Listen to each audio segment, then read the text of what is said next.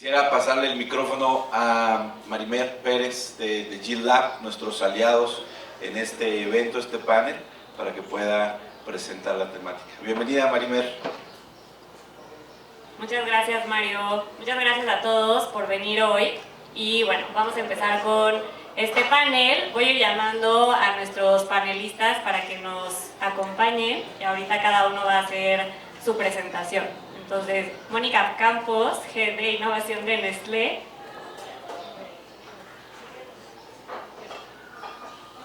Miguel Gallo, Oficial de Inversiones de Promotora de Impact Ventures. Ricardo Gallo, CEO de Flor de la Paz. Y Nicolás Zapata, de Equilimo. Me presento rápidamente. Yo soy Marimer Pérez Cisneros, Principal de GitLab LATAM, un fondo de Venture Capital que invierte en Agri-Food Tech en toda Latinoamérica. Yo estoy basada aquí en México, viendo México, Colombia y Centroamérica. Y bueno, feliz de estar aquí hoy con ustedes, platicándoles un poco más del agro, junto con estos excelentes panelistas. Los voy a dejar que cada uno se presente rápidamente en unos 2 minutitos y después pasamos a las preguntas. Las mujeres primero. Perfecto. ¿Me escuchan? ¿Sí funciona? ¿No, verdad? Este sí, perfecto. Muy bien, pues hola a todos, mucho gusto. Como mencionaba Marimer, yo soy Mónica Campos. Soy responsable de innovación dentro de Nestlé para el mercado mexicano. ¿Ahora? ¿Ahora no? Ya. Ahí está, perdonen. Y bueno, prácticamente dentro de innovación vemos todo lo que se imaginen, ¿no? Desde hacer productos hasta colaboración con startups. Tengo 11 años ya trabajando en ese ecosistema, así que feliz de estar hoy con ustedes y un gusto. Hola, Mónica. Hola a todos, soy Miguel Gallo, oficial de inversiones en Impact Ventures PCM. Impact Ventures es el área de inversión de impacto de Promotora Social México, una organización que empezó hace 15 años y que tiene el impacto como centro de todo, ¿no? Entonces, toda la toma de decisiones, todas las empresas que apoyamos o fundaciones que apoyamos en los otros sectores de Promotora tienen el impacto social al centro y es, pues, finalmente no podemos dejar de voltear a ver el agro y el clima si queremos que haya un cambio positivo para la sociedad. Hola, buenos días, soy Ricardo Gallo, yo lidero el equipo de operaciones de Flor de la Paz, unas infusiones herbales que cultivamos el suelo en Valle Bravo, 100% orgánico, con abejas, polinizadores, que también tenemos miel. De hecho, pueden probar las infusiones, son las mejores del mundo para que las tomen. Y también soy co-founder de Tierra de Todos, un emprendimiento en agro, en el Bajío mexicano, donde tenemos gallinas en pastoreo. Ahorita les voy a platicar un poco más de por qué y de Tierra de Todos.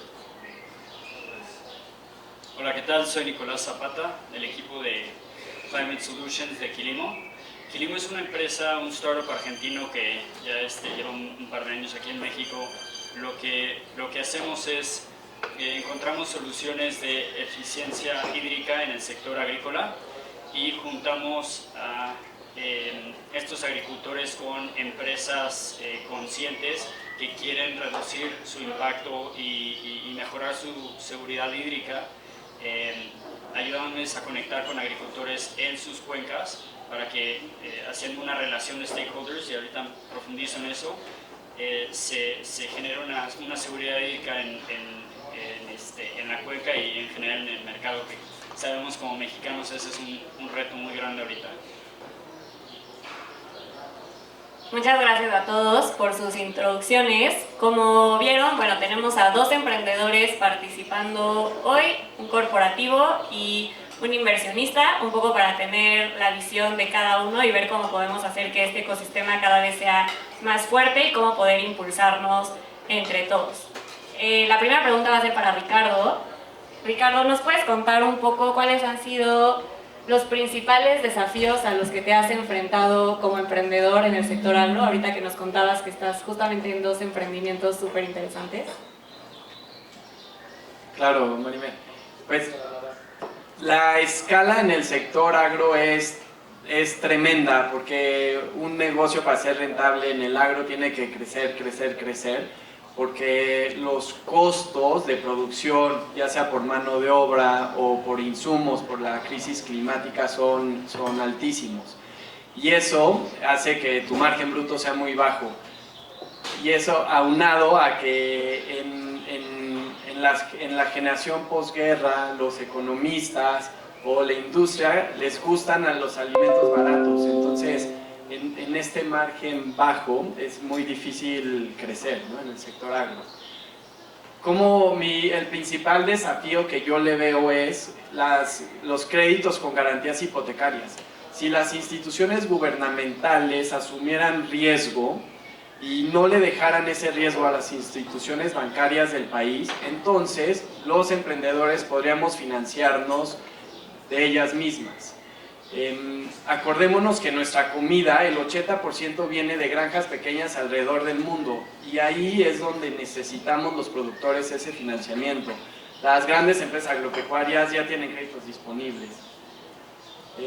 También yo creo que debemos generar conciencia en los jóvenes, porque para que entiendan de dónde vienen nuestros alimentos y su contexto actual en el cambio climático.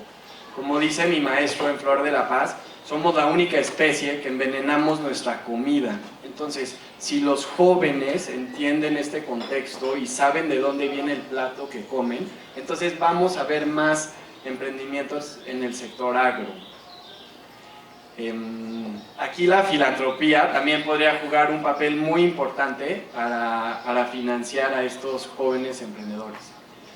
Y en temas de tecnología, creo que va relacionada en el sector agro a la automatización para bajar costos, y la automatización cuesta por la maquinaria o por el desarrollo o los insumos. Entonces regresamos al punto 1 del financiamiento, que yo donde veo el desafío es en las garantías hipotecarias que te piden. Lo bueno hoy de la tecnología es que ya tenemos la universidad en YouTube, que le preguntas a Google y te responde todo, y también ves en LinkedIn cosas que no te podrías imaginar que existan, que están desarrollando a nivel mundial. Súper, muchas gracias, Ricardo. Y ahora pasando un poco con Nico, que también está del lado del emprendimiento, me gustaría entender, Nico, de tu lado igual, o sea, cuáles han sido los retos, pero también qué apoyos, además a lo mejor del financiamiento, creen que podrían recibir de otros actores como inversionistas, corporativos, incluso ustedes como Quilimo, cómo han usado la tecnología para apalancarse y seguir creciendo.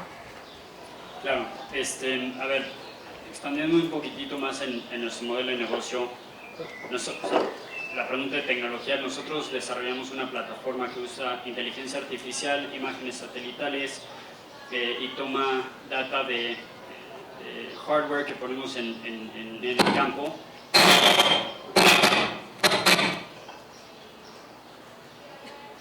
Perdón si fui yo. Utilizamos toda esta información para poderle dar a los agricultores el conocimiento de cómo qué tan eficiente está siendo su riego, ¿no? Y esto es sumamente relevante cuando consideras que en México el 72% del agua que se consume a nivel nacional se concentra en la industria agrícola. Entonces, hay una expresión que me decía un profesor, me decía, pégale al PIB. Si hay algo en lo que le podemos tener impacto en términos de agua es en agricultura, ¿no? Ahora, nosotros, Quilimo empezó en Argentina y hemos ido expandiendo a Latinoamérica, y específicamente pues, nos ha ayudado mucho la relación que nosotros tenemos con nuestros inversionistas.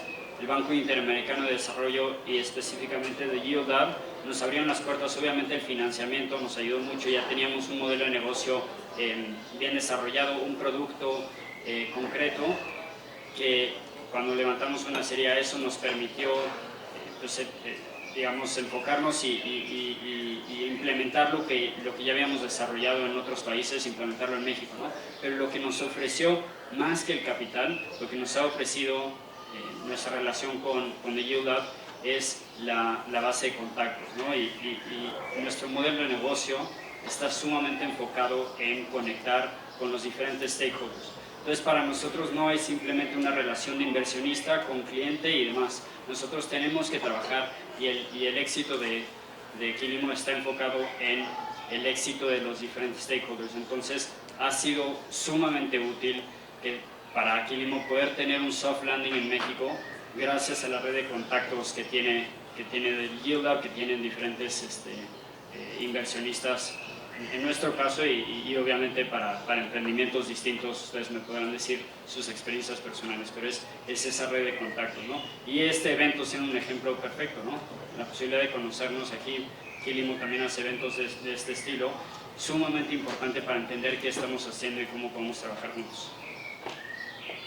Muchas gracias, Nico. Y ahí me voy un poco hacia el otro lado, hacia Moni, que estás en corporativo y escuchando un poco los retos que nos cuentan Ricardo, Nico. Ustedes como Nestlé, ¿qué es lo que están haciendo para apoyar emprendimientos? ¿Cómo ven el ecosistema y qué es lo que piensan hacer también hacia el futuro? Perfecto. Pues nosotros lo que estamos haciendo es, creamos un brazo que literalmente se dedica a trabajar con emprendedores. A este brazo nosotros le llamamos All In, literalmente todos somos parte de la innovación, de ahí viene el nombre. Pero les platico esto porque el tema de trabajar con startups no solamente es sentarnos en una mesa y platicar, negociar y venderme, ¿no? Como bien decía Nico, sino para nosotros implica un tema de transformación cultural al interior de la organización.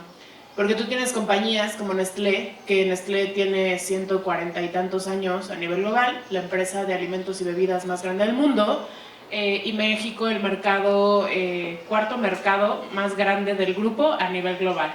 Entonces, eso genera, y lo digo muy humildemente, pues cierta comodidad en nosotros como organización. Entonces, cuando tú vienes y le dices a una persona que tiene desde que salió de la universidad en la misma organización, que ha ido creciendo y que ha ido demostrando resultados a su manera y le funciona, oye, hay más formas, pues no necesariamente eso lo toma de la mejor manera, ¿no? Y a lo mejor pueden reaccionar protegiéndose, o a lo mejor no le ven valor porque a ellos ya le funciona perfectamente lo que hacen.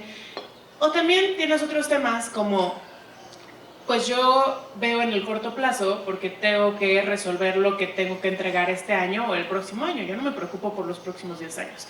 Y son muchos temas, como estos dos que les platico, que hacen que sea muy difícil que una organización con estas características pues realmente se pueda abrir a que venga alguien y me diga de qué forma diferente hacerlo, ¿no? No digo que no se pueda, simplemente digo que es muy difícil y eso es algo que se llama resistencia, ¿no? Entonces, creamos All In con este objetivo no solamente de venir y conocer emprendedores, de encontrar soluciones, sino también de generar una cultura que nos permita adoptar eso. Entonces, por eso es All In, y All In, pues bueno, es un ecosistema de innovación que vive al interior de la organización, vive al exterior de la organización, y lo que busca es, con esta cultura, poder hacer conexiones que realmente sean efectivas, en donde hay un dolor en la organización, hay un reto a futuro, hay una oportunidad, y ahí es donde vamos y buscamos allá afuera. Entonces, nosotros estamos en 3 ejes. El primero, pues es todo lo que tiene que ver con alimentos, porque es nuestro core de negocio. El segundo es la sustentabilidad, porque es nuestra apuesta para poder pues realmente tener una empresa que siga creciendo, pero que no, más bien que genere un impacto positivo. Y el tercero, que es la tecnología. Y justamente ahorita lo platicaban, no solamente a los emprendedores la tecnología los ayuda, sino también a nosotros como organización, en nuestros planes de crecimiento, hacer eso de una forma más efectiva. Entonces, All In busca cualquier cosa que esté en estos 3 ejes. Y bueno, no me meto mucho a detalle, pero pues para eso lo hacemos desde que ustedes pueden venir y pueden platicar con nosotros cualquier día, algo tan sencillo como eso. Y nosotros vamos a tratar de ser muy transparentes de si esa solución realmente agrega valor a nuestra organización o no, también para no marearlos mucho con después y en 3 meses, y es que eso pasa mucho en nosotros como corporativos, pero es el primero. El segundo es que hacemos convocatorias. No hacemos aceleradoras, nosotros no queremos ser una aceleradora ni un fondo de inversión, pero sí nos aliamos con las mejores aceleradoras y nos aliamos con los mejores fondos para poder conocer emprendedores y para poder acompañar a esos emprendedores. Entonces nosotros, ¿qué sí hacemos? Hacemos convocatorias donde definimos soluciones muy particulares que buscamos, las abrimos, los emprendedores aplican y sobre eso seleccionamos. Y al final, vengas por un lado o vengas por el otro, lo que queremos es hacer una prueba piloto, en donde también tú conozcas a Nestlé y sepas cómo es trabajar con una empresa pues, de este tamaño, porque sí es complejo, no es tan sencillo, o sea, tienes que demostrar capacidad operativa, tienes que demostrar escala, tienes que demostrar pues un business case que permita a la organización justificar estas soluciones, entre otro tipo de cosas. Pero bueno, eso es como el modelo general. Y ya para cerrar mi comentario, ¿qué hacemos nosotros esto? Particularmente en sustentabilidad tenemos una convocatoria que se llama Regeneración Biolín, donde no me meto mucho, buscamos soluciones para reducir el uso de agua, para reducir emisiones y para hacer una economía circular. Y dentro de esta convocatoria, cuando un emprendedor aplica, nosotros le damos dinero a fondo perdido, no digan que dije eso, les damos dinero a fondo perdido para hacer una prueba piloto con nosotros y que el emprendedor no tome riesgos. Eso es como parte de lo que nosotros hacemos, pero dentro de este proceso pues hay un gran trabajo del equipo para que Nestlé pueda entender cómo es trabajar con startups. Y por el otro lado, tenemos una mesa redonda en la que todo esto que les platiqué en 3 minutos lo compartimos con otros corporativos. Entonces tenemos una mesa redonda en donde participa, por ejemplo, Danone, Herdes, Bimbo, nosotros, el BID. Entonces ponemos estos temas donde necesitamos innovar en el campo y donde podemos encontrar tecnologías en conjunto para que no solamente sea Nestlé quien busca soluciones o Danone por su cuenta buscando soluciones, sino a lo mejor hay una que nos funciona a todos y podemos ayudar a que eso realmente escale en la industria. Entonces, les diría que son esas dos perspectivas, la de trabajar con el emprendedor y la de trabajar a nivel corporativo para poder generar escala de estas soluciones y siempre con un apoyo de por medio de entender nosotros cómo es trabajar con este tipo de tecnologías, con este tipo de emprendedores y también invertir para que no haya riesgo para los emprendedores, ¿no? Sino que eso lo absorbamos nosotros. Súper, muchas gracias, Moni. Y bueno, ahí, o sea, tenemos los dos lados, la parte de los emprendedores que están buscando cómo crecer, la parte de corporativos que dicen nos estamos empezando a abrir a trabajar con emprendedores. ¿Y cuál es el rol de los fondos de inversión? O sea, ¿cuál es el rol de la inversión en las startups? A lo mejor para que estas startups no mueran en el camino y puedan seguir trabajando con corporativos.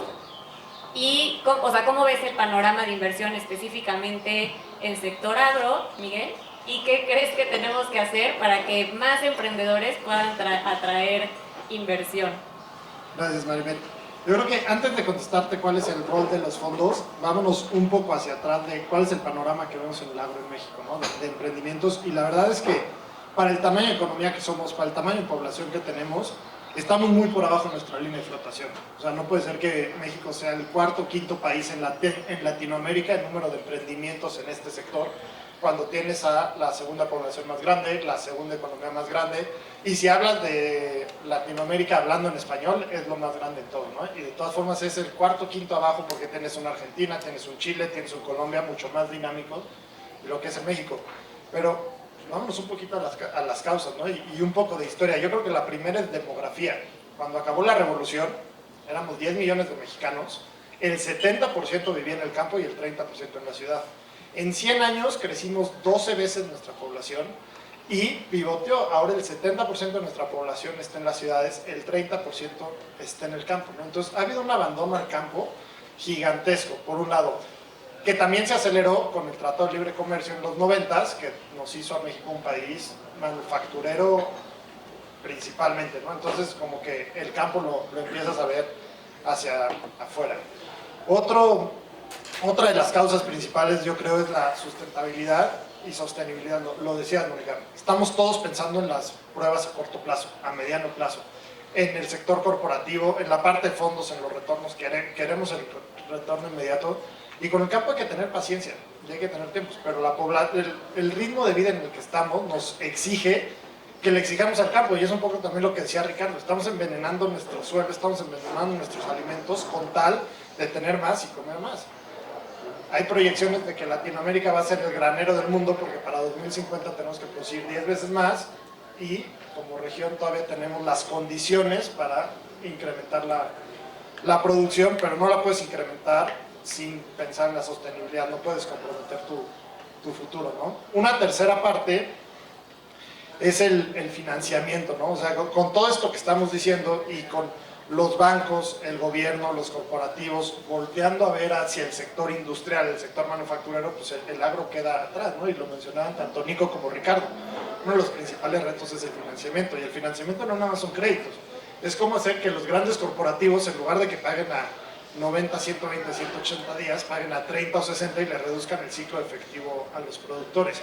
¿Cómo hacer para que nosotros, los fondos de inversión, que ahorita voy a llegar a ese cuarto punto, que creo que tenemos mucha responsabilidad, pues decidamos entrarles, ¿no? Que no nos quedemos con los pajaritos y con la ilusión de lo que fue el ecosistema fintech hace 2, 3 años, o 5, que daba unos rendimientos espectaculares, porque digo, finalmente, y aquí es regresar a los fondos, nosotros tenemos que darle rendimientos a nuestros inversionistas, ¿no? Y el capital con las tasas de interés ahorita tan altas, pues, oye, inviertes en capital o inviertes en papeles de gobierno y qué te da más y qué te da más rendimiento, ¿no? Entonces, finalmente los fondos somos capital de riesgo, entonces tenemos que tener conocimiento. No puede ser que desde la Ciudad de México, financieros, banqueros, queramos entender el campo sin irnos a meter, ¿no? Entonces, hasta que no nos arremanguemos las mangas y no vayamos al campo, no vayamos a platicar con los emprendedores, con los productores, no le vamos a poder realmente apostar. Y además tener la idea y la noción de que se necesita capital paciente. O sea, el agro puede dar unos rendimientos espectaculares, pero no te los va a dar en 3 o 5 años, como te los va a dar una fintech o como te los va a dar un emprendimiento de educación. Aquí a lo mejor necesitas 10 o 12, pero pues, finalmente es una sostenibilidad completa, ¿no? Entonces, volteándonos hacia los fondos, ¿qué necesitamos hacer para impulsar más a los emprendedores? Y aquí que Nico y Ricardo me digan su carta a Santa Claus, ¿no? Pero yo creo que lo primero que tenemos que hacer es un examen de conciencia de qué tanto conocemos, qué tan dispuestos estamos a tener algo de paciencia, qué tanto queremos aprender y qué tanto queremos analizar el agro como un caso aislado, ¿no? Y puede ser un fondo generalista. A ver, nosotros es el impacto primero, pero invertimos en educación, en salud, en vivienda y servicios dignos, en fintech, pero también tenemos esta parte de comunidad y medio ambiente sostenible, y a lo mejor pues, es un porcentaje chiquito de nuestro fondo, pero ya es empezar a ver y empezar a verlo y saber que en la ecuación, en cómo se va a mover las cosas, pues esta parte va a tener un poco menos de renuncia a corto y mediano plazo. Entonces, estar dispuestos a poner dinero en la mesa, estar dispuestos a hacer foros como este, como los que están haciendo ustedes en todo el país, de invitar ahora sí que a emprendedores y demás a relacionar y a tejer otra vez el ecosistema, ¿no? Y lo que hacen los grandes corporativos es clave y ver cómo se puede apoyar, pero finalmente, como dicen por ahí, con dinero baila el perro, ¿no? Entonces, si no hay financiamiento en la mesa en cualquiera de estos segmentos, no va a haber incentivos para que la gente siga apoyando. Sí, o sea, totalmente. Y aquí me quisiera ir un poco con Ricardo, que sé que tú tienes un background, o sea, un poco más financiero, en private equity, y después te pasaste a ser más emprendedor y en agro.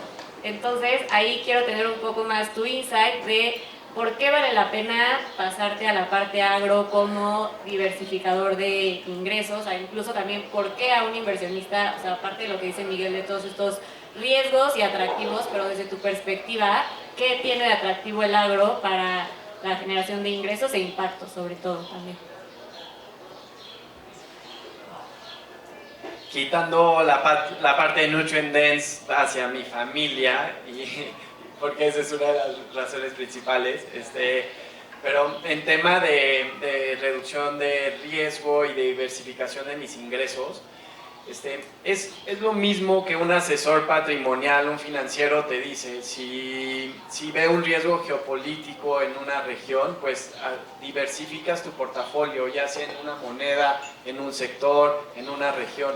Entonces sería lo mismo para el agro. Voy a hablar también de la parte de los productores y de diversificar nuestros ingresos.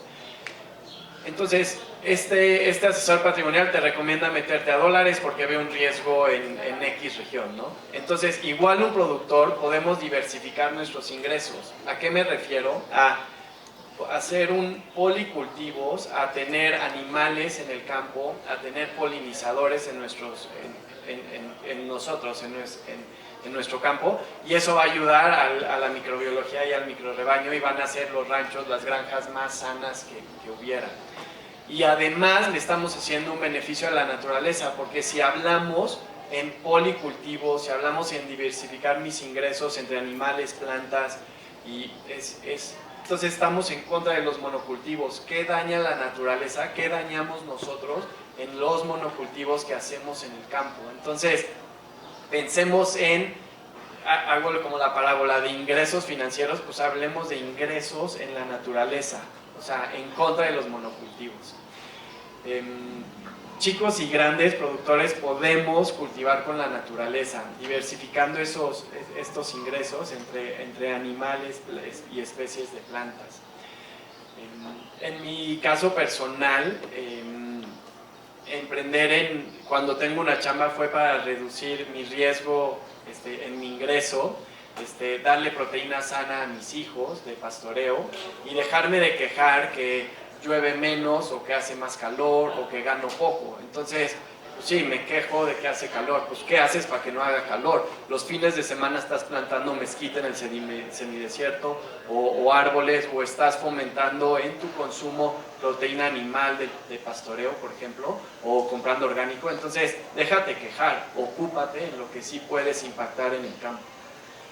Y yo les diría, para finalizar mi comentario, es vamos por emprendimientos y por oasis de regeneración en todos los rincones del mundo. Y esto va a impactar a nuestros ingresos, diversificando entre monetario, y nos va a dar una satisfacción espiritual.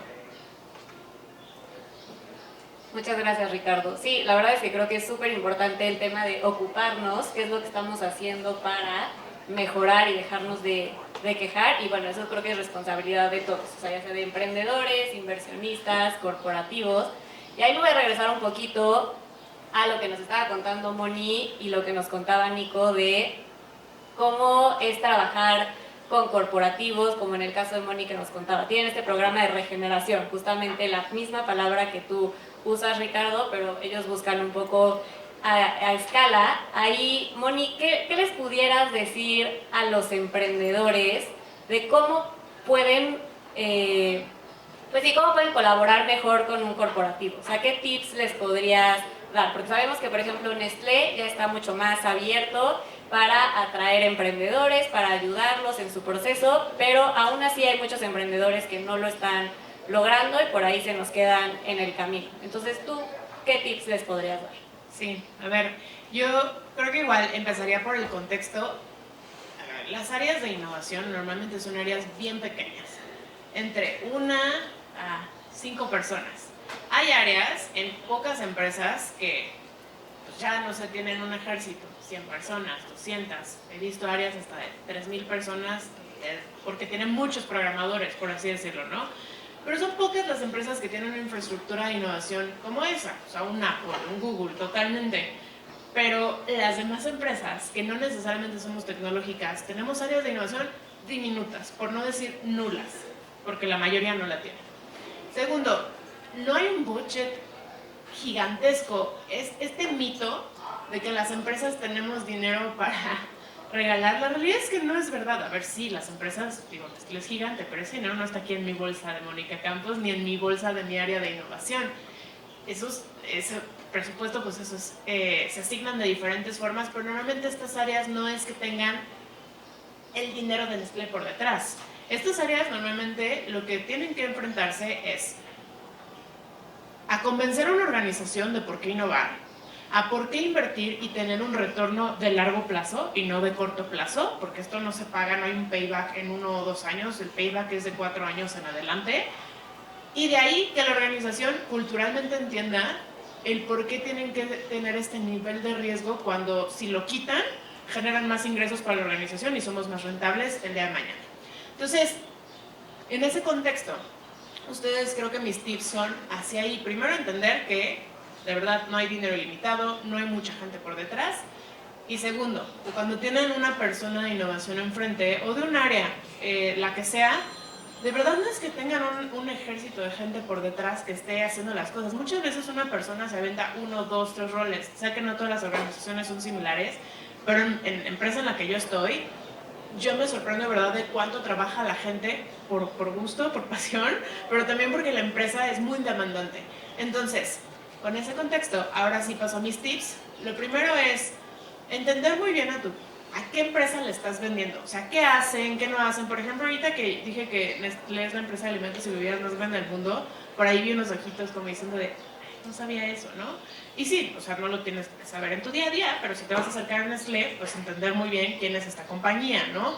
¿Por qué? Porque entonces, a mí algo que me facilita la vida es cuando un emprendedor llega y me dice, mira, yo sé que tienes un negocio de culinarios y sé que culinarios lo produces en México y tienes una planta en Querétaro, que toda eso es información pública, se puede googlear.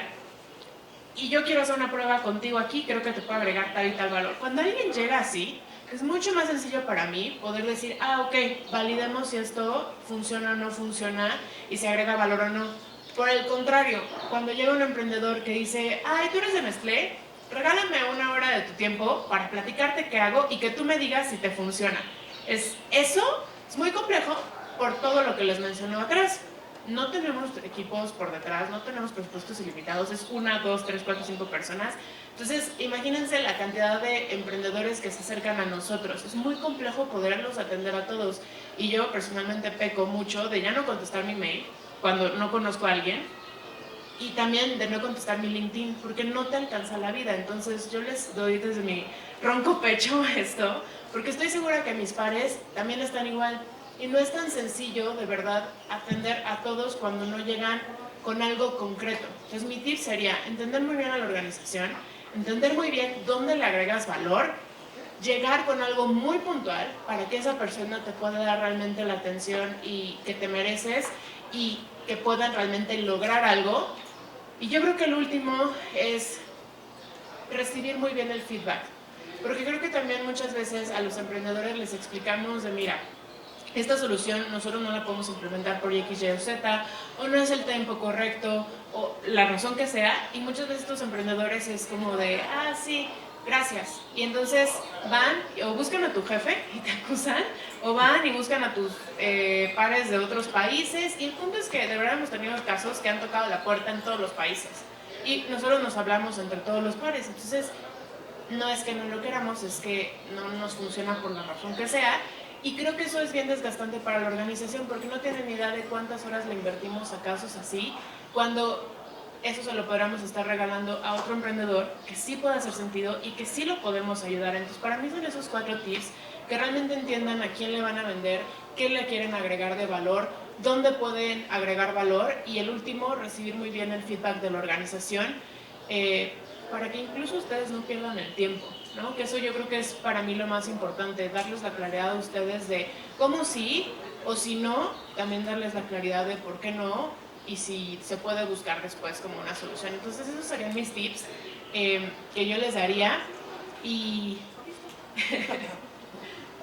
Súper, gracias, Moni. Y ahora me voy del otro lado, justo con Nico, que, bueno, Quilimo ha sido un emprendimiento que ha colaborado con corporativos, pero también con otras organizaciones de gobierno, academia. No sé, Nico, si nos puedes contar un poco cómo es colaborar con estas organizaciones, cómo le han hecho ustedes para incentivar que inviertan en Quilimo y cuáles han sido los retos o cómo han logrado pasar estos retos más bien de sí poder colaborar con este tipo de instituciones. Claro. A ver, les comparto mi experiencia trabajando en ESG. Yo vi, y esto no es el caso, y no quiero decir que las cosas están mal y apuntar dedos y demás, pero en mi experiencia, ESG todavía no es la solución en términos de capitalismo corporativo que necesitamos. ¿Por qué? Porque las soluciones que ofrece es, y bueno, esta fue mi experiencia personal trabajando, déjame ver cómo puedo apoyar de manera muy consciente y con las mejores intenciones a mis stakeholders, a mi comunidad, al medio ambiente, siempre y cuando tenga el presupuesto. Y aquí lo menciona Mónica, o sea, la realidad es que hay empresas enormes que tienen mucho dinero, pero el presupuesto se tiene que dividir entre muchísimas cosas, y ESG no siempre está hasta arriba de prioridad de presupuesto. Entonces, ¿qué pasa?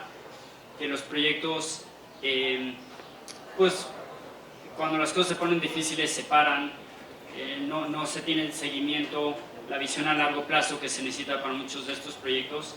Entonces, ¿cuál es la diferencia? Creo que Quilimo ha logrado desarrollar un modelo de negocio donde le ofrecemos, entendiendo a nuestros clientes, que en este caso es los corporativos, entendemos qué es lo que necesita y realmente diseñamos una solución a la medida. Ahora, eso no es algo que pueden hacer todas las empresas.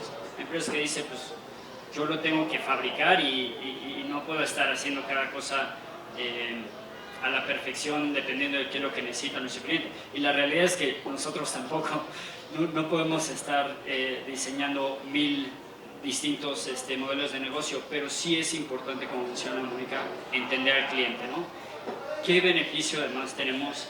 Creo que estamos en una posición muy afortunada de haber diseñado un modelo de negocio donde nuestro éxito está 100% ligado al impacto positivo que tenemos en nuestros stakeholders. ¿Por qué? Porque si nosotros logramos reducir, digamos, traer a la mesa y colaborar con los agricultores que están queriendo hacer las cosas bien, y mencioné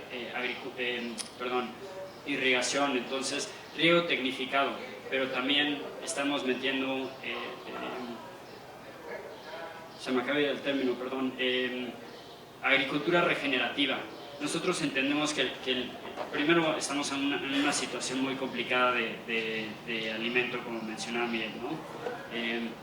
Pero para que nosotros podamos lograr la eficiencia en el campo, que sí podemos, se necesita utilizar adecuadamente los recursos, y eso involucra a todos los stakeholders. Entonces ahorita, respondiendo muy puntualmente, nosotros tenemos relación con instituciones educativas. El TEC de Monterrey hace mucha investigación en términos de soluciones hídricas, entonces trabajando con ellos para entender qué es lo que han encontrado y cómo lo podemos integrar a nuestro modelo de negocio. El gobierno, no necesitamos nosotros permisos del gobierno para trabajar los proyectos que nosotros trabajamos. Sin embargo, si nosotros nos mantenemos comunicados con el gobierno, nos damos cuenta que ellos, por supuesto, que tienen la importancia, y lo platicamos hace un momento, la importancia de la seguridad hídrica en las cuencas. Entonces, si llegamos y nos acercamos con el gobierno y decimos, mira, nosotros tenemos esta solución, ¿qué están trabajando ustedes? ¿Qué proyectos tienen ustedes? Igual les podemos apoyar. Y obviamente la seguridad hídrica le termina beneficiando inmensamente a los agricultores, que la realidad es que, como conocerán ustedes, han sido absolutamente abandonados, no solo en México, sino en grande parte del mundo. Entonces, este modelo de negocio que nosotros hemos desarrollado, en el que nuestro éxito está ligado al éxito de nuestros stakeholders, creo que es un privilegio, pero es algo que se puede replicar y se tiene que tener muy presente en otros modelos de negocio. Gracias, Vico. Sí, o sea, creo que es súper... Ay, perdón. Súper interesante esto que dices, pero bueno, justamente nos demuestra un poco de cómo es el rol de todos y responsabilidad de todos el estar trabajando en esto juntos, y no lo puede hacer una persona sola. O sea, no puede ir el corporativo solo, no puede ir el emprendedor solo, el agricultor solo, el inversionista solo. O sea, es un poco la red en conjunto los que tienen que ir avanzando y atrayendo cada vez más capital al sector. Y ahí me voy un poco otra vez con Miguel para cerrar y luego abrir preguntas al público, porque nos interesa saber qué opinión o preguntas tienen todos los que están aquí. Miguel, ¿cómo ves hacia adelante la perspectiva de inversión? ¿Qué es lo que falta? ¿Qué podemos hacer para atraer más dinero al sector? Cuéntanos un poco este panorama a futuro. Yo creo que la veo con mucha esperanza, por lo menos aquí en México y a nivel región, ¿no? Por un lado tienes a la generación Z, ya, y sin ánimo de ofender a ninguna generación, pero los boomers crecieron con recursos ilimitados, prácticamente ilimitados, y era vamos a sacar lo que podamos sacar. Los millennials empezamos a despertar, pero a la vez no era tan importante porque no dejamos de tener la comida en la mesa, ¿no? La generación Z yo lo veo con una de mis hermanas, la más chica, que es generación Z, marcadísima, que tiene grabado a fuego y sangre entre ceja y ceja, tenemos que hacer algo por la tierra, ¿no? O sea, a lo mejor nosotros somos la excepción de nuestra generación, pero los que son más chavos están llamando mucho más, ¿no? Por otro lado tienes el famoso dicho de que todos en algún momento de nuestra vida vamos a necesitar a un doctor, un abogado y un cura, pero necesitamos un agrónomo todos los días, comemos todos los días, ¿no? Entonces, como que está despertando y se ve en que los cierres más grandes de fondos, las inversiones más grandes del último semestre han sido en sectores Climate Tech y AgTech, ¿no? O sea, cada vez hay más conciencia de necesitamos hacer algo para frenar el calentamiento global, porque el cambio climático va a seguir habiendo, pero a reducir el ritmo. Necesitamos hacer algo para que haya productos más sustentables, para que haya más nutrición. Y la verdad es que, digo, Promotora Social México somos un ejemplo de eso, ¿no? O sea, antes era impacto social y vámonos a primera infancia, vámonos a educación, vámonos a salud y lo demás vemos. Ya tenemos esta área de comunidades y medio ambiente sostenible porque no podemos apostar por una regeneración social sin pasar primero por una regeneración ambiental, ¿no? O al revés, porque es un círculo virtuoso donde se van apoyando, ¿no?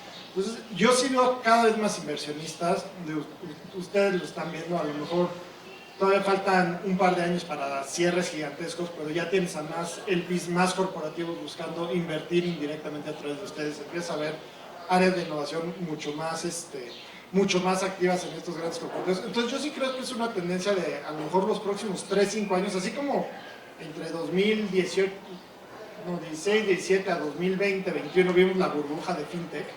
Yo creo que ahorita, sin que sea una burbuja, porque traes mucho más datos abajo que lo soportan y lo apoyan, va a venir el gran boom de las inversiones AgTech, o sea, todo el sector de agricultura, comida y de clima, ¿no? Porque es lo que viene y es lo que necesitamos. O sea, si como humanidad no despertamos y no nos damos cuenta de la bronca en la que estamos metidos, que creo que estas generaciones más abajo lo traen mucho más metido que nosotros, no vamos a poder verlo, ¿no? Y en ese sentido, regresando a la pregunta de antes, que era ¿qué le está faltando a México? Yo creo que si logramos solucionar esto, vamos a tener cada vez más emprendedores que traen las ganas de cambiar y de mejorar, porque pues, es algo que ya se vuelve necesario, ¿no? O sea, como antes la inclusión financiera era algo importante para el desarrollo, pero no era debido a muerte. Yo creo que sí es debido a muerte para la humanidad cambiar y se está viendo en los inversionistas, ¿no? Entonces, yo creo que ahí viene un boom fuerte de inversiones en el sector.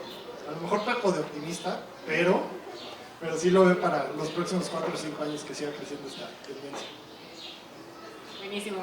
No, total, esperemos que sí. Y antes de cerrar el panel, me gustaría justamente abrir al público si alguien tiene preguntas o comentarios, aprovechando a estos panelistas que tienen aquí enfrente.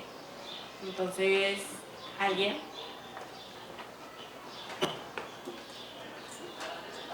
Gracias. Hola, ¿qué tal? Buenos días. Mario Burgos de Regenera Ventures. Me gustaría dirigir la pregunta, creo que hacia Miguel y hacia Ricardo.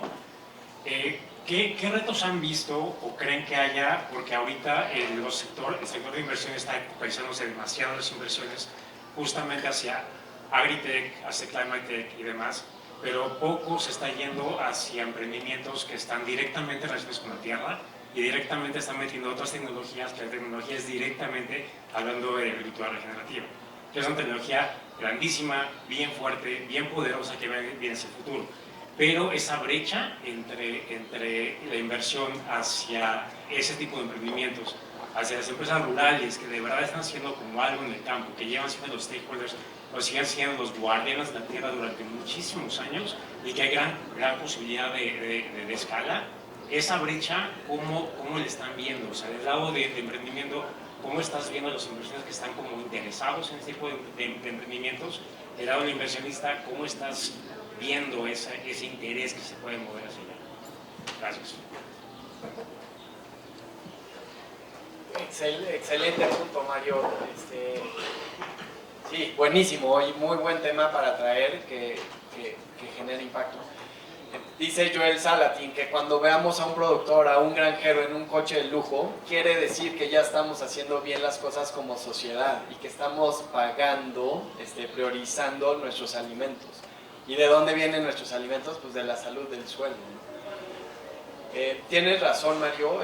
Creo que los fondos grandes que vemos en LinkedIn se fijan en tech. Miguel ahorita hablaba de AgTech, ¿no? O sea, pues el suelo no necesita tecnología, necesita carbono, necesita que lo nutras, necesita orina de ese rumiante, necesita que la microbiología esté sana.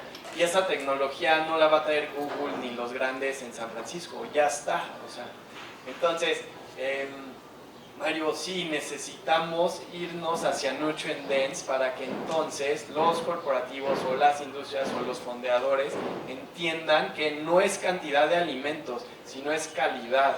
Y la calidad nos va a llevar a una mejor naturaleza. Pero gran tema. Yo aquí voy a hacer un agree to disagree, porque creo que la tecnología, como la pensamos ahorita en tecnología, nos imaginamos el blockchain, nos imaginamos las computadoras, la grande maquinaria, y la verdad es que la tecnología es una herramienta, ¿no? Y por ejemplo, Marimer tiene en su portafolio una empresa que en lo personal me encanta, que descubrieron un alga para limpiar el agua de la hidroponía y poder regresar el agua a las cuencas sin que contamine el suelo. Y con esto del food tech, del ag tech, descubrieron que esa alga es un potencializador de sabor. Entonces, ¿qué hace? Se acerca con grandes corporativos y dices, oye, en lugar de que pongas 6 cucharadas de azúcar, ponle 2 cucharadas de azúcar y una cucharadita de esto mío, y vas a poder seguir produciendo la misma cantidad de catsup para surtir a todo el mundo, literal. Y entonces, eso es una tecnología que a lo mejor no viene directo en la parte de producción, pero sí viene en un segundo paso en la parte de transformación de comida, que es donde esas tecnologías las tenemos que aprovechar para sí respetar el suelo, sí respetar el medio ambiente, pero también ser capaces de suplir las necesidades que tenemos como humanidad en un modelo sustentable y sostenible, ¿no? Entonces, o sea, yo sí creo que la tecnología, como dice Ricardo, hay tecnología ancestral que está en el suelo y que ahí está y que hay que aprovecharla y hay que saberla usar, pero no necesariamente la tecnología es algo malo, ni la tecnología tiene que ser lo que nos estamos imaginando en las computadoras, ¿no? Y perdón si sueno repetitivo y cantinflesco, pero es un poco eso, ¿no? Ver más bien cómo usar la tecnología para escalar, porque también lo decían tanto Ricardo como Nico, para que el agro valga la pena, más allá de lo que estamos platicando aquí, necesitas una escalabilidad gigantesca, ¿no? Para que tenga buena calidad de vida las personas, para que tengan buena calidad los alimentos y demás, necesitas crecer. ¿Y cómo vas a crecer? Con diferentes tecnologías, sin imaginarnos, te digo, el componente de las computadoras y ya.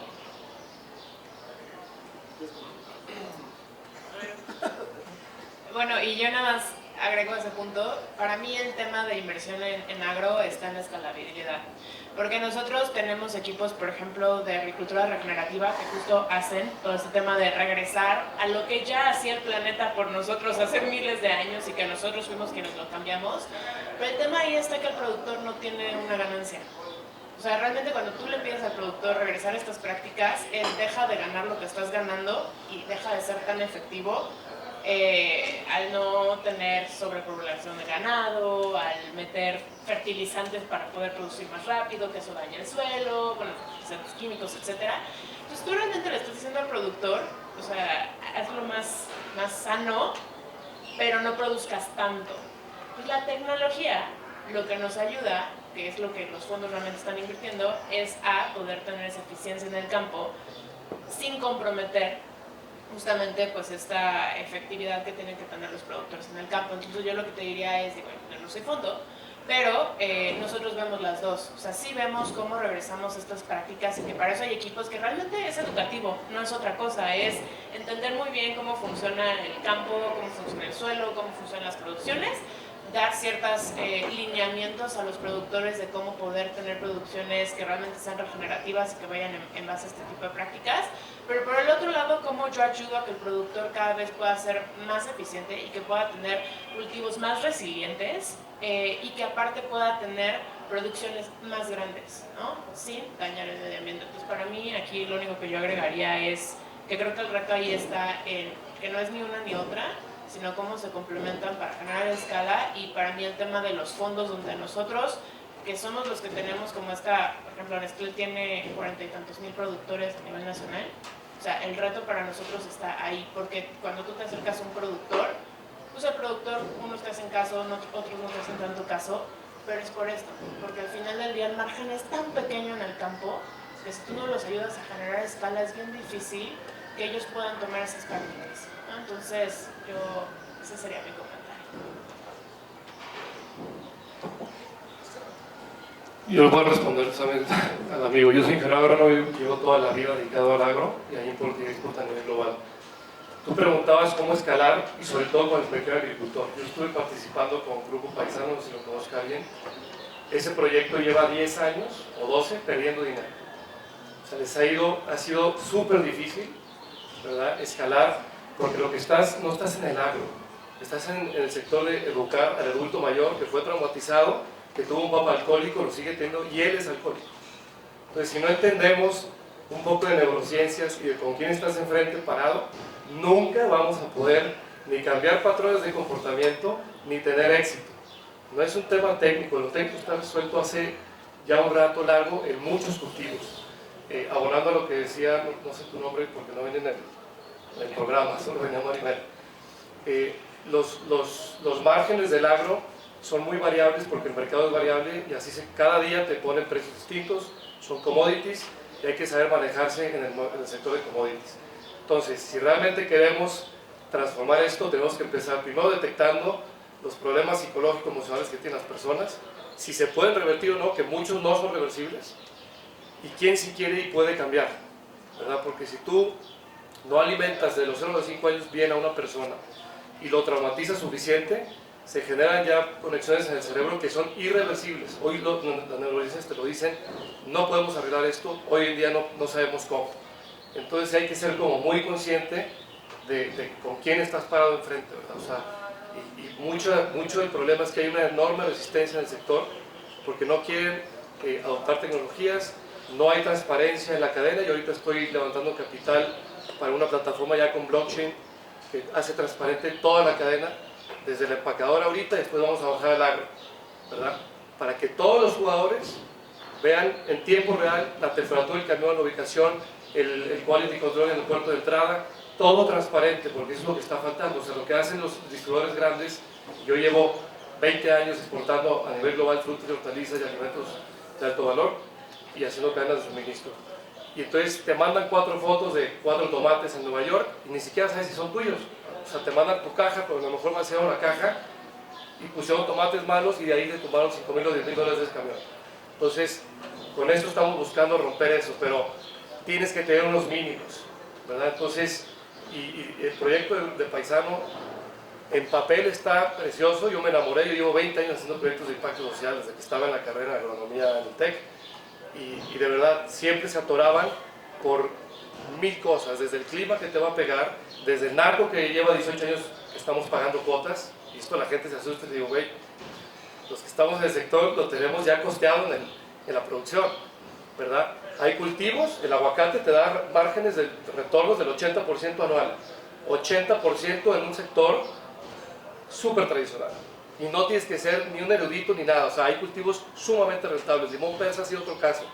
O sea, yo tengo 50 cultivos analizados desde hace 12 años. Sé en dónde meter y en dónde no meter y en dónde están los riesgos de unos y de otros. Muy distinto un frutal, el riesgo de un frutal a la de una lechuga que tienes 90 días y si la cajeteas en un mes ya valiste madre. Ya se te fue ese cultivo y ya perdiste dinero, ¿verdad? Y tuvimos un proyecto que arrancamos en 2020 en enero y perdimos 7 millones de pesos en 10 meses.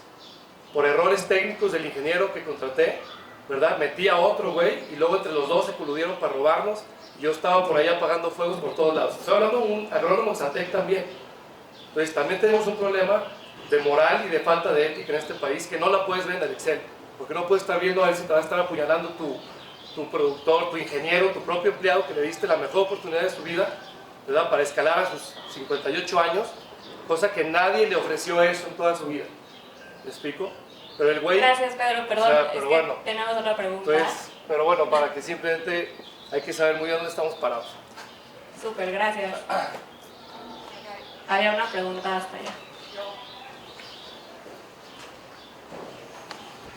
Yo también soy agrónoma ex Zatec, no tan orgullosa del TEC, pero aprendí lo que no quería hacer en el TEC. Y aquí me da un poco de comezón estar. Yo soy productora también de berries y también estamos desarrollando proyectos de carbono en un primer proyecto grande en Veracruz y Puebla para reforestar 10,000 hectáreas que eran potreros y las queremos liberar para poder reforestar, pero no les podemos quitar livelihood a las personas, entonces hay que hacer sistemas silvopastoriles para tener zonas para reforestar. Pero me da mucha como cosa escuchar de estos fondos de inversión gigantes, tan lejanos al productor mexicano, tan lejanos, y un poco lo que tú decías, Mario, ¿dónde están estos fondos? ¿No? Aquí están ustedes platicando, no sé, no puedo juzgar, pero habremos pocos productores aquí, pero ¿dónde están? ¿No? Y también otro tema que no creo que se haya tocado, que me gustaría escuchar, de parte, por ejemplo, de Nestlé, que dice, ¿qué hay que hacer? Pues hay que mejorar el pago a los productores. Y siendo el cuarto, ¿no?, empresa más grande en México, la primera, pues ustedes tienen en la mano cómo apoyarnos a los productores, porque el cuello de botella está en la comercialización. ¿Por qué? Porque depende del precio, que Perú de repente mandó toneladas y toneladas de fruta, entonces mis berries bajaron 80% de una semana a la otra. Entonces yo creo que ahí sí les toca también a estos fondos grandes de impacto hablar de cómo van a cambiar el mercado o cómo podemos ajustar precios mínimos a los productores, porque está increíble que quieran invertir y los escucho y digo, no, pues sí lo necesitamos, pero antes necesitamos que cambien la última parte, que es la que nos ahorca a todos los productores, que es el suministro, la cadena de valor. Si no le vendo un intermediario que exporta y que se va a llevar el 30% de mi lana, como productora, ¿yo qué voy a hacer? Pero bueno, y también con Kilomex, ¿se llama? Quilimo, como preguntar qué soluciones, ¿no? Porque hablas de soluciones de cuencas y qué están haciendo, también porque me interesa, ¿no? Ahorita estábamos en Veracruz la semana pasada, 46 grados, caminando y viendo vacas muertas, vacas flacas. La gente no tiene acceso a estas cosas y que podemos hacer ahí algo, pero quería ver, hablabas de cuencas y así, dije, a ver, ¿qué soluciones están proponiendo, no? Porque hablaste de soluciones y quisiera saber cuáles. Y Nestlé, ¿qué tiene pensado hacer para que el mercado sea mucho más justo con los agricultores? Yo ayer tuve que comprar 70,000 pesos de un gordo de agua de unos ejidatarios que me lo vendieron porque son mis amigos, para poder regar las verdes, ¿no? Porque si no, ya no tenemos agua, ya llegó nuestro día cero. Entonces creo que va de la mano Nestlé y startups que tienen temas del agua. Pero bueno, como que era un poco lo que siento de estar aquí, tan lejos de las botas, ¿no? Y el sombrero.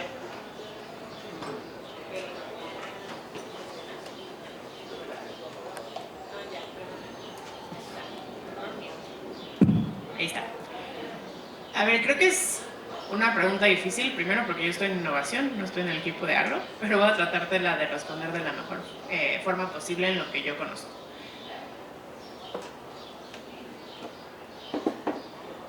A ver, creo que en términos de innovación, que es lo que estamos aquí, platicábamos de que no son retornos de corto plazo, son inversiones que implican un retorno de largo plazo de más de 4 años. Entonces, tomando ustedes en cuenta, muchas de estas tecnologías no están probadas. Entonces, nosotros lo que hacemos es que elegimos un par de productores que tienen una capacidad para poder permitirnos hacer pruebas, y entre esos vamos a tener productores pequeños, medianos y grandes. Entonces, el productor no paga nada porque yo implemente tecnología con él, pero reitero, todas estas cosas que ven aquí son cosas que no están escaladas hoy, que no es que tú vayas a Home Depot y puedas comprar estos sistemas tipo Quilimo u otros. Son cosas que apenas se están haciendo y que estos emprendedores lo que necesitan es el capital para poder seguir probando, iterando, y en algún momento los corporativos entramos y decimos, ok, esto me interesa porque sé que a mis productores en Chiapas no hay agua, entonces vamos a ver cómo esta solución funciona. Pero estamos hablando de que otra vez esto es innovación, no son soluciones que existan en el mercado, que estén al alcance de todos, sino son cosas que estamos trabajando estos 4 entes que estamos aquí, estos 3 entes que estamos aquí en la mesa, emprendedor, fondo y corporativo, por hacer que suceda. Y entonces, ¿qué tenemos que hacer para que suceda? Primero, hacer que el producto tenga fit con lo que realmente queremos lograr, ¿no? Si es eficiencia de agua, que realmente nos logre eficientar en un porcentaje grande, que no sea un 5%, porque entonces ahí no va a haber un payback, ¿no? Entonces que tenga un 30, un 40, un 50% de ahorro de agua, para mí ya es hablando de agua, es un game. Segundo, ¿qué tenemos que hacer? Generar un business case en el que lo que vamos a pagar realmente se pueda costear o para la empresa o para el productor. Y entonces te estoy hablando de que esto, para que nosotros lo tengamos, nos podemos aventar 6 meses o un año con un productor haciendo estas pruebas para llegar ahí. Y ya que llega ahí, lo que nosotros estamos buscando, porque nosotros tenemos 2 años empezando a invertir en Acte, bueno, de hecho ni siquiera 2, 1. Acabamos de cumplir un año en el que empezamos a invertir en este tipo de tecnologías como empresa, pues ya de aquí va a empezar a generar escala. Pero otra vez yo reitero y he sido muy transparente, es un tema cultural de la organización, de que la gente quiere impulsar el cambio. Es un tema de cómo acercarnos al emprendedor correcto en el momento correcto. Y es un tema de que no va a pasar de la noche a la mañana, sino lleva un proceso propio en el que vamos a buscar esto. Y cuando lo logremos, vamos a bajar al resto de los productores. Entonces, yo lo que te diría es, creo que es muy complejo para una organización de nuestra escala, no importan los recursos, es un tema de que también, y tú lo acabas de decir, oye, pues hay un margen muy chiquito en el campo, entonces ¿cómo yo voy a llegar de la noche a la mañana a decirle a 40,000 productores inviertan en esta tecnología que hace eficiencia de agua? O sea, es un cambio y los cambios toman tiempo. Entonces, desde mi punto de vista, a ver, ¿qué estamos haciendo en Nestlé en innovación, en sustentabilidad? Lo que estamos haciendo es crear el camino para poder meter este tipo de tecnologías poco a poco, con la aceleración que necesitamos, pero poco a poco, y sin que el productor salga perjudicado. Porque reitero, yo creo que todos sabemos el tema de los precios, de que el precio es bastante castigado en este país. Ahí no me meto porque el equipo de agro tiene sus negociaciones directas con los productores. Cada productor tiene una negociación dependiendo de cómo funcionan. Pero ¿qué pasa en el campo? Ya no depende de nosotros, ¿no? Voy a dar un ejemplo. A ver, tenemos una cooperativa a la que nosotros le compramos X insumo. Pues yo llego y le compro. Yo no soy dueño de qué pasa en esa cooperativa. De lo que sí es cómo los acompaño para que esa cooperativa pueda tener una mejor eficiencia. Y este es el ejemplo. Pero reitero, toda esta innovación en agro no es algo que tenga un payback de un día para otro. Y no es que funcione de la noche a la mañana. Entonces, a lo mejor ustedes lo ven como muy por arriba, pero créanme que no. Hay un productor que se ofreció a hacer pruebas con nosotros, que literal nos está regalando tiempo para poder entender cómo funcionan las soluciones y que eso que nos está regalando en algún momento se pueda trasladar a 1, 2, 10 hasta que lleguemos a los 40 y tantos mil productores que tiene Nestlé. Entonces, yo lo que te diría es eso, no es que esté desde arriba, es que hay una curva para poder meter este tipo de innovaciones y que se vea el beneficio para todos, tanto para los que están aquí para generar el dinero, como para los que están aquí y que puedan crecer en el campo y que nosotros al final nos veamos beneficiados de darle a los consumidores productos que sean sustentables, ¿no? En toda su cadena y que no solo es solamente una parte. Entonces, yo lo que te diría es eso, pero creo que más bien, humildemente, es un tema de también entender cuál es la curva de estas innovaciones y todo lo que implica poder hacer que estas innovaciones tengan escala para que productores como tú realmente sean beneficiados de este tipo de tecnologías, ¿no? Pero ¿no crees ahí que la escala podría estar relacionada directamente con el cambio de cultura al comprar ciertos productos? Totalmente, y te voy a dar un dato. Podríamos escalar todas esas tecnologías. Totalmente, y te voy a dar un dato. Hoy el 50, más o menos, 40 y tantos, 50 y tantos, por ahí va, de los consumidores dicen que quieren comprar productos que sean sustentables. Y cuando tú le subes 50 centavos un producto, no te lo pagan. Entonces, a mí me encantaría como empresa mencionarte eso, de sí, beneficiamos al productor subiendo el precio, pero eso no es real en un país con las condiciones que tenemos, como hoy ni siquiera es el país, es en general en el mundo. Entonces, sí, debería, pero creo que hoy el tema de los consumidores es complejo, porque el consumidor quiere productos sustentables cada vez más y que puedan tener la trazabilidad de toda esta cadena y que puedan saber dónde vienen sus ingredientes y cómo apoyaron al productor y demás, pero ningún consumidor está dispuesto a pagártelo. Entonces ahí es como una dicotomía para nosotros porque realmente no podemos subir los precios para los consumidores. Perdón, ¿cómo te llamas? Isabel. Isabel. Yo tengo nada más 30 segundos porque ya queremos cerrar esto. Entiendo tu frustración, yo también soy agricultor, tengo un rancho en Veracruz, crecemos vainilla y pimienta. Entiendo el reto de la cadena de suministro. ahorita que terminemos, con mucho gusto te platico el modelo de Quilimo. No es perfecto para todos, pero hay una oportunidad para que se desarrollen diferentes modelos, y algo que nosotros tenemos muy presente es, dependemos de nuestros stakeholders, como había mencionado, de los agricultores, para entender cómo podemos tener un impacto positivo en ellos. Y no, ahorita que platiquemos, no te voy a dar soluciones a 1000 kilómetros de altura. Estamos en el campo. El jueves, ahorita parte de mi equipo está en Irapuato, porque claro que se tiene que conocer al agricultor para poder ofrecer soluciones reales. Ahorita te platico más. Gracias, Nico. Se acabó las preguntas al público, pero bueno, muchas gracias a todos por escuchar. Los panelistas se quedan aquí un ratito por si quieren platicar con ellos, y pues gracias a todos por venir hoy.